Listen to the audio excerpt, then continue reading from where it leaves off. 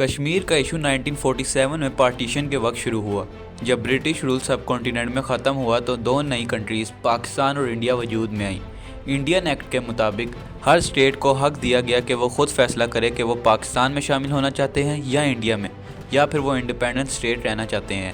اس وقت جموں و کشمیر کا راجہ ایک ہندو تھا، لیکن کشمیر میں مسلمانوں کی پاپولیشن زیادہ تھی۔ کشمیر کا راجہ ہری سنگھ نے آزاد رہنے کا فیصلہ کیا۔ 11 اگست کو راجہ ہری سنگھ نے اپنے پرائم منسٹر رام چندر کو ڈسمس کر دیا، جنہوں نے آزادی کی وکالت کی تھی۔ اس عمل کو لوگوں نے ہندوستان کی طرف جھکاؤ سمجھا۔ پاکستان نے کشمیر کے راجہ کو پاکستان میں شامل ہونے کے لیے منانے کی کوششیں بھی کی۔ قائد اعظم محمد علی جناح نے 1947 میں راجہ ہری سنگھ کو ایک خط لکھا اور اس میں ہر طرح سے اچھا سلوک کرنے کا وعدہ کیا گیا، لیکن اس کے بعد بھی مہاراجہ ہری سنگھ نے منع کر دیا۔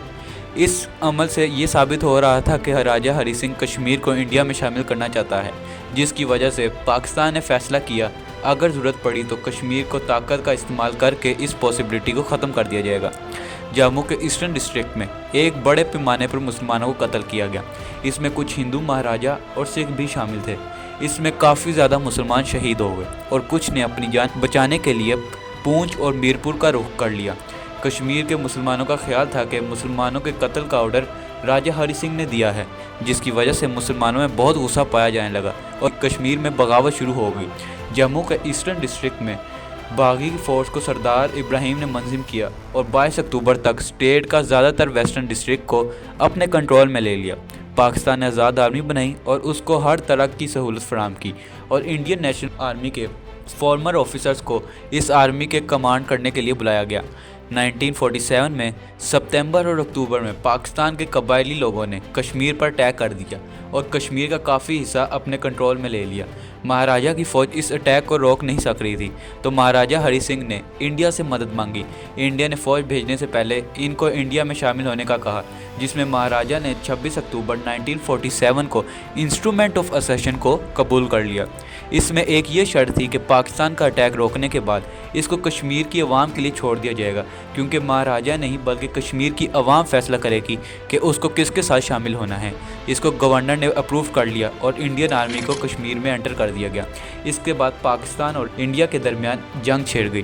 1 نومبر 1947 کو lord Mount beaten Quaid Azam کے ساتھ کانفرنس کے لیے لاہور پہنچتے ہیں اور ایک پروپوزل دیتے ہیں کہ جو اسٹیٹ ابھی تک کسی بھی کنٹری کے ساتھ شامل نہیں ہوئی تو وہاں کی عوام فیصلہ کرے گی کہ کس کے ساتھ شامل ہونا ہے، لیکن قائد اعظم نے اس کو ماننے سے انکار کر دیا۔ پاکستان کے قبائلی لوگوں نے 7 نومبر کو راجوری پر قبضہ کر لیا، لیکن اپریل 1948 کو انڈیا نے اس کو واپس لے لیا تھا۔ 25 نومبر کو پاکستان نے میرپور کو کیپچر کر لیا اور تیزی سے آگے بڑھنے لگا۔ اس کے بعد یہ جنگ شدت اختیار کر گئی اور پھر 1948 میں پاکستان کی ملٹری نے براہ راست اس جنگ میں حصہ لینا شروع کر دیا۔ نہرو اور لیاقت علی خان کی دسمبر میں ملاقات ہوتی ہے، جس میں نہرو بتاتے ہیں کہ انڈیا کشمیر ایشو کو یونائٹڈ نیشن کے آرٹیکل 35 کے ذریعے حل کرنا چاہتا ہے۔ نہرو اور باقی انڈین لیڈر 1947 سے ڈرے ہوئے تھے کہ انڈیا کا ٹیمپریری سیشن کشمیر کے ساتھ کشمیر کی عوام کے لیے پریشان کن ثابت ہو سکتا ہے۔ لیاقت علی خان نہرو کی بات مان لیتے ہیں۔ انڈیا اس ریزولوشن کو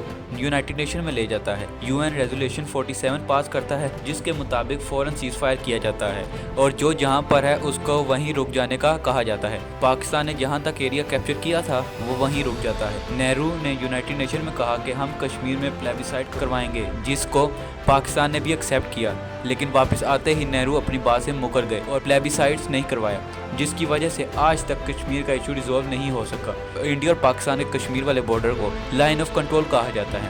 1948 میں جب جنگ ختم ہوئی تو یہ میپ تھا۔ گرین والا ایریا پاکستان کے انڈر آ گیا تھا اور اورنج والا ایریا انڈیا کے کنٹرول میں تھا، جس کو IOP بھی کہا جاتا ہے، یعنی India occupied Kashmir. United nation کی ٹیم نے 1948 اور 1949 میں 3 مرتبہ سب کانٹیننٹ کا دورہ کیا تاکہ کوئی سلوشن نکل آئے، لیکن کوئی فائدہ نہ ہوا۔ VP منون پٹیل جو منسٹر آف اسٹیٹ تھے، انہوں نے 1964 میں ایک انٹرویو میں ایڈمٹ کیا کہ انڈیا رائے شماری کے معاملے پر بالکل بے ایمان رہا ہے۔ اجے نورانی کشمیر کی عوام کے مسئلوں کا ذمہ دار بہت سے انڈین اور پاکستانی لیڈرز کو ٹھہراتے ہیں، لیکن کہتے ہیں کہ نہرو اصل مجرم تھا۔ آج بھی انڈین آکوپائڈ کشمیر میں جو کچھ بھی ہو رہا ہے وہ کسی سے بھی چھپا ہوا نہیں ہے۔ 2019 سے آرٹیکل 375 لگا کر روزانہ کی بنیاد پر معصوم لوگوں کو کلیئرنس آپریشن کے نام پر اٹھا لیا جاتا ہے، عورتوں کا ریپ کیا جاتا ہے، چادر اور چار دیواری کا تقدس پامال کیا جاتا ہے۔ انڈیا نے کشمیر میں 5 لاکھ سے زائد فوج ڈپلوائے کی ہوئی ہے۔ کشمیر میں 5 سال سے زیادہ ہو گیا ہے انٹرنیٹ نہیں ہے، وہاں کے لوگوں کو کوارنٹین کیا ہوا ہے۔ کشمیر دنیا کی دوسری سب سے بڑی جیل ہے۔ دنیا کو اس ایشو کا کوئی حل نکالنا چاہیے تاکہ کشمیر کے لوگ آزاد فضا میں سانس لے سکیں۔